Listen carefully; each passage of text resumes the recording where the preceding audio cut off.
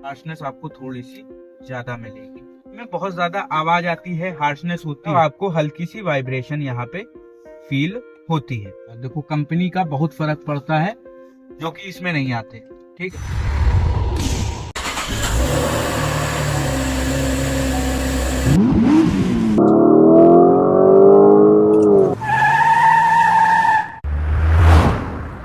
तो हेलो भाई, मैं मनमोहन श्रीवास्तव। राम राम, कैसे हो सारे? उम्मीद है सब बढ़िया होगे।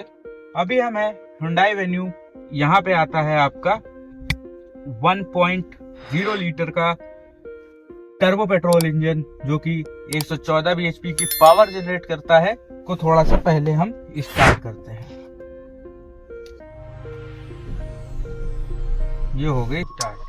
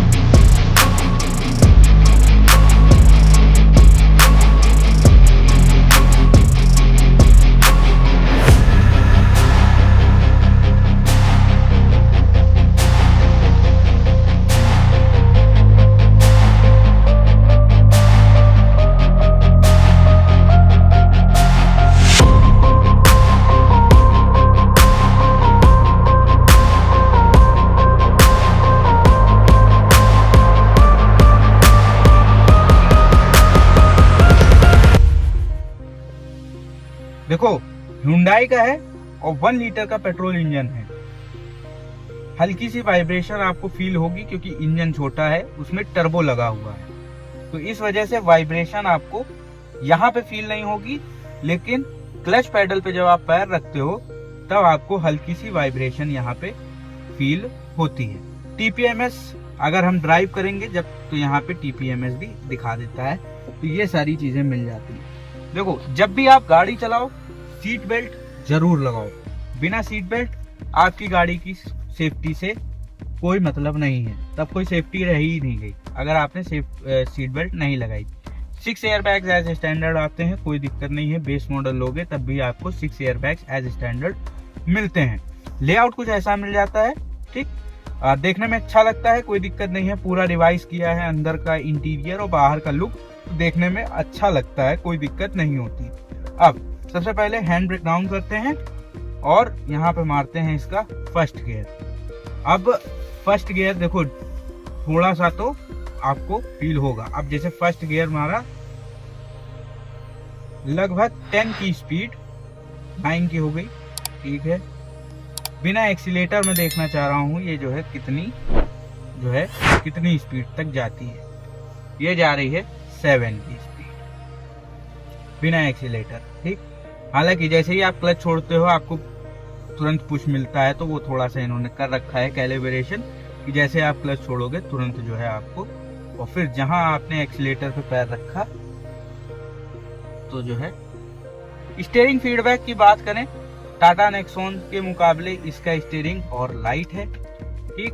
अब यहाँ से सेकंड गियर मारते हैं। देखो जब तक टर्बो की रेंज में नहीं आती है तब तक बिल्कुल नॉर्मल के ही तरीके चलेगी, ठीक। आपको बहुत ज्यादा डिफरेंस यहाँ पे फील नहीं होगा। लेकिन जब टर्बो की रेंज में आता है, जब टर्बो किक करता है, तब आपको बढ़िया फील होगा। ये देखो टर्बो आया, तब जो है आपको बढ़िया फील होगा, क्योंकि जब टर्बो की रेंज में आएगा ना तो आपको पिकअप मिलेगा बढ़िया। ये चीज। स्टीयरिंग फीडबैक की बात करें तो देखो टाटा नेक्सॉन के मुकाबले यहाँ पे स्टीयरिंग इसका लाइट है, ऑब्वियस सी बात है। Hyundai के स्टीयरिंग लाइट मिलते हैं। सस्पेंशन की बात करें तो अच्छा खासा, हाँ सस्पेंशन भी अच्छे ट्यून कर रखे हैं, कोई दिक्कत नहीं होती। हाँ बहुत अच्छा सस्पेंशन, ठीक है, अच्छे हैं। हालांकि टाटा नेक्सॉन थोड़ा सा हाईवे ओरिएंटेड बना रखी है। तो देखो ये देखो तुरंत टर्बो की जब रेंज में आता है ना, जब टर्बो किक करता है 2000 आरपीएम के बाद, तब जो है आपको ये देखो बढ़िया फील होगा। और 6 गियर मिलते हैं जिसकी वजह से कोई दिक्कत नहीं होती, ठीक है। आराम से अगर आप 6th गियर लगा लो और लगभग बात की जाए अगर 70 to 80 की स्पीड पे अगर आप चलोगे, ठीक है, 6 गियर में, तो अच्छा खासा आप एवरेज भी निकाल सकते हो और पावर भी बढ़िया मिलेगी। तो वैसी कोई दिक्कत नहीं है। हालांकि 114 bhp पावर आती है तो उससे कोई दिक्कत नहीं होती। अब मेन चीज अगर बात की जाए 3XO और टाटा नेक्सॉन, देखो टाटा नेक्सॉन के इंजन में और इसके इंजन में मेन डिफरेंस ये है कि टाटा नेक्सॉन टाटा का है तो 3 सिलेंडर वहां पे इंजन मिलता है, टर्बो उसमें मिलता है 1200 सीसी के इंजन में टर्बो मिलता है। इसमें 1 लीटर का इंजन है, ठीक है, लेकिन Hyundai का है, इस वजह से यहाँ पे इंजन की आवाज कम है। टाटा में आपको ज्यादा इंजन नॉइज आती है, ठीक, टाटा में थोड़ी ज्यादा इंजन नॉइज आपको देखने को मिलती है। 3XO की बात करें, महिंद्रा के M-Hawk इंजन बहुत बढ़िया होते हैं, डीजल के मामले में कोई दिक्कत नहीं है, वो बढ़िया ही है, ठीक, डीजल के मामले में। पेट्रोल इंजन जो है इनका वो टर्बोचार्ज पेट्रोल इंजन है, लेकिन वो जो है उसमें एवरेज आपको थोड़ा सा कम मिल सकता है। अगर आप निकालना चाहोगे तो निकाल भी सकते हो, ऐसी बात नहीं है कि बहुत ही एवरेज कम है, वो चलाई पे डिपेंड है, ठीक। अगर आप उसको भी 60, 70, 80 चलाओगे तो उसमें भी आपको एवरेज अच्छा ही मिलेगा, खराब नहीं मिलेगा, ठीक। जैसा कि इसमें भी वही चीज है, अगर आप 60, 70, 80 की स्पीड पे चल रहे हो 6th गियर पे तो आपको एवरेज अच्छा मिलेगा, कोई दिक्कत नहीं होती, ठीक है। अपना अभी देखो, अब जैसे मैं चल रहा हूँ तो जैसे जैसे स्पीड बढ़ती जा रही है, कम होती जा रही है, तो वैसे वैसे यहाँ पे इंस्टेंट फ्यूल इकोनॉमी, अब जैसे मैं 50 की स्पीड पे चल रहा हूँ 1300 आरपीएम के आसपास, तो यहाँ पे इंस्टेंट फ्यूल इकोनॉमी इसकी 12 के आसपास की है। अभी इसमें ये दिखा रहा है 12 के आसपास, ठीक है। थोड़ा सा बढ़ा के उसके बाद में आप एक भाई क्रूज कंट्रोल लगा लोगे तो जो है एवरेज आप अच्छा निकाल सकते हो इससे, ठीक। ये चीज है। Hyundai और Kia एक ही जैसी कंपनियां हैं, ठीक है, पार्ट शेयरिंग अच्छे से होती है। यहाँ पे भी आप देखोगे सीट बेल्ट का जो वो होता है, जहाँ पे ब्रांडिंग लगी होती है, तो उसमें Kia का भी लोगो बना है और Hyundai का भी लोगो बना है, ठीक है, तो दोनों में ही ये जो है चल जाता है।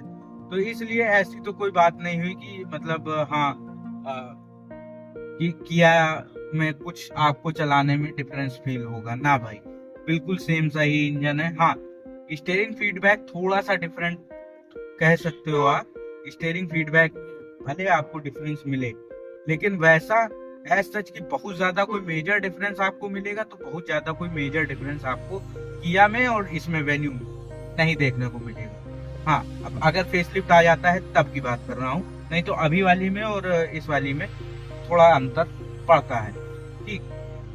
टाटा नेक्सॉन पेट्रोल इंजन की बात करते हैं, डीजल इंजन की बात मैंने कर लिया, डीजल इंजन ये है नहीं, ये है टर्बो पेट्रोल, तो यहाँ पे उसी के हिसाब से बात की जाए जिस हिसाब से ये गाड़ी है, पेट्रोल इंजन है तो इसलिए पेट्रोल इंजन के ही हिसाब से बात करते हैं। इसके चलाने का बिहेवियर अच्छा है, ठीक है, एक्सीलेटर पे पैर रखते हो थोड़ा सा इनिशियल रिस्पॉन्स है, लेकिन ठीक है, कोई दिक्कत नहीं है। 1 लीटर का इंजन है तो थोड़ा सा उस हिसाब से है, और टर्बो है तो जब टर्बो की रेंज में आएगा तब भागेगा, ठीक है, ये चीज आपको यहाँ पे देखने को मिलती है। यही चीज टाटा के नेक्सॉन में भी है, ठीक, यही चीज टाटा के नेक्सॉन में भी है, लेकिन वहां पे क्या है कि 1200 सीसी का पेट्रोल इंजन है, हालांकि उसमें हार्शनेस थोड़ी सी ज्यादा है। Hyundai वेन्यू में हार्शनेस आपको थोड़ी कम मिलेगी, तो यहाँ पे टाटा नेक्सॉन में हार्शनेस आपको थोड़ी सी ज्यादा मिलेगी। देखो अब जैसे यहाँ पे खड़ी है, ठीक, तब भी इंजन की उतनी साउंड यहाँ पे हमको देखने को नहीं मिलती है, सुनने को नहीं मिलती है। जितनी टाटा की गाड़ी में आप अगर गाड़ी खड़ी करोगे उतनी आपको, जितनी टाटा की गाड़ी में मिलती है भाई, उतनी तो इसमें नहीं आती है। Hyundai की कोई गाड़ी में नहीं आती, और महिंद्रा तक की गाड़ी में आपको उतनी साउंड नहीं मिलती है जितनी टाटा की गाड़ी में आपको देखने को मिलती है। हालांकि पहले के मुकाबले इन्होंने बहुत इम्प्रूव किया है, इंजन साउंड जो है पहले के मुकाबले इन्होंने बहुत इम्प्रूव करी है, लेकिन फिर भी वही चीज है कि भाई फर्क तो पड़ता है यार। देखो कंपनी का बहुत फर्क पड़ता है। हाई आरपीएम पे भी इसमें बहुत ज्यादा आवाज नहीं आ रही, मतलब आप ये समझिए, जैसे होता है कि हाई आरपीएम पे जब आप जाती है तो गाड़ी में बहुत ज्यादा आवाज आती है, हार्शनेस होती है। भाई इसके हाई आरपीएम पे भी उतनी ज्यादा आवाज नहीं है, उतनी ज्यादा हार्शनेस भी नहीं है। तो ये हुंडई का इसी में कमाल है और कोई बात नहीं। स्टीयरिंग फीडबैक की बात करें तो स्टीयरिंग फीडबैक हाई स्पीड्स पे भी इसका थोड़ा सा इन्होंने बेहतर किया है। पुरानी वाली हुंडई वेन्यू के मुकाबले इसका जो है अब बहुत बेहतर किया हुआ है। तो पिछली वाली जो प्री फेसलिफ्ट वाला मॉडल था हुंडई वेन्यू का, बहुत बेहतर किया हुआ है, सही है, अच्छा है। हालांकि टाटा नेक्सॉन का हाई स्पीड स्टेबिलिटी उसकी बहुत अच्छी रहती है। तो ये है हाई स्पीड स्टेबिलिटी, इसकी भी ठीक रहेगी, ऐसी बात नहीं है कि बहुत ज्यादा कुछ दिक्कत होगा। हाई स्पीड स्टेबिलिटी उसकी भी अच्छी है, इसकी भी अच्छी मिलेगी। सस्पेंशंस जो इसके हैं थोड़े से सॉफ्टर साइड पे हैं, जिसकी वजह से आपको ये नॉर्मल जो गड्ढे अड्ढे होते हैं ये आपको ज्यादा फील नहीं होते। ठीक, हाँ। ब्रेकिंग अच्छी है, बढ़िया है, कोई दिक्कत नहीं है। ये चीज बहुत अच्छी है, मतलब यहाँ पे सस्पेंशन इसके बहुत बढ़िया वर्क कर रहे हैं, सही है। सॉफ्टर साइड पे है जिस वजह से छोटे मोटे हचके आपको ज्यादा फील नहीं होते। ये चीज अच्छी है और यही चीज आपको कंफर्ट भी देती है। स्टीयरिंग फीडबैक अच्छा है। 3XO का और लाइट है, लेकिन उसका हाई स्पीड पे जाओ तब जो है थोड़ा सा उसका भी हार्ड हो जाता है। और उसमें मोड्स आते हैं, स्टीयरिंग मोड आते हैं, जो कि इसमें नहीं आते। ठीक है, और ना टाटा के नेक्सॉन में आते हैं। टाटा के नेक्सॉन में वैसे मोड आता है कि इको मोड लगा लिया, नॉर्मल मोड है और आपका स्पोर्ट्स मोड है, उसमें वैसे आता है। इसमें वो चीज नहीं है। अब देखो 4th गियर पे है, 30 की स्पीड पे बिना एक्सीलेटर के ये चल रही, 900 आरपीएम के आसपास। तो ये एक बढ़िया डिफरेंस यहाँ पे आपको उस पर मिलता है, क्योंकि टर्बो का फायदा तो फील होता है। ठीक है, अब किसके लिए कौन सी गाड़ी है? देखो, अगर आपको पूरी पावरफुल गाड़ी चाहिए तब आप 3XO पे शिफ्ट हो। ठीक, उससे ज्यादा पावर अभी तक इस सेगमेंट में और किसी गाड़ी की नहीं है। अगर आपको सेफ्टी के साथ साथ में थोड़ी पावर चाहिए तो आप टाटा नेक्सॉन पे शिफ्ट हो सकते हो। ठीक, अगर आपको सेफ्टी डिसेंट सी चाहिए और फीचर्स भी अच्छे चाहिए, ठीक है, फीचर्स तो खैर अब सारी गाड़ियों में आने लगे हैं, तो ऐसी कोई बात नहीं है कि हाँ फीचर्स किसी में आ रहे हैं किसी में नहीं आ रहे हैं। फीचर्स लगभग सारी गाड़ियों में सेम सही आ रहे हैं। Level 2 ADAS, 360 degree camera, sunroof, connected display, ये सारी चीजें भैया देखो सब में आ रही हैं, तो ऐसी कोई बात नहीं है। ठीक है, किसी में कनेक्टेड है, किसी में अलग अलग है, लेकिन बहरहाल स्क्रीनें सब में बड़ी बड़ी मिल जाती है। ठीक, तो Hyundai वेन्यू उनके लिए बेहतर है जिनको Hyundai की रिलायबिलिटी चाहिए, ज्यादा सर्विस सेंटर भागना ना पड़े या कोई ज्यादा झंझट वाली चीज नहीं चाहिए, तो उसके लिए Hyundai वेन्यू एक बेहतर ऑप्शन है। और Hyundai इसीलिए सक्सेस भी है क्योंकि इनकी सर्विस आपको बहुत अच्छी देखने को मिल जाती है। Hyundai की होगी, मारुति की होगी, महिंद्रा की भी कहीं कहीं पे अच्छी है, कहीं कहीं पे खराब है, और टाटा का तो कहीं कहीं पे अच्छा, कहीं कहीं पे खराब। एक टियागो का आप ओनरशिप देखिएगा, उसमें आपको टाटा की सर्विस के हाल का पता चल जाएगा। तो यही था इसका वीडियो ड्राइव रिव्यू। उम्मीद है पसंद आया होगा। मिलते हैं नेक्स्ट वीडियो में। Till then take care and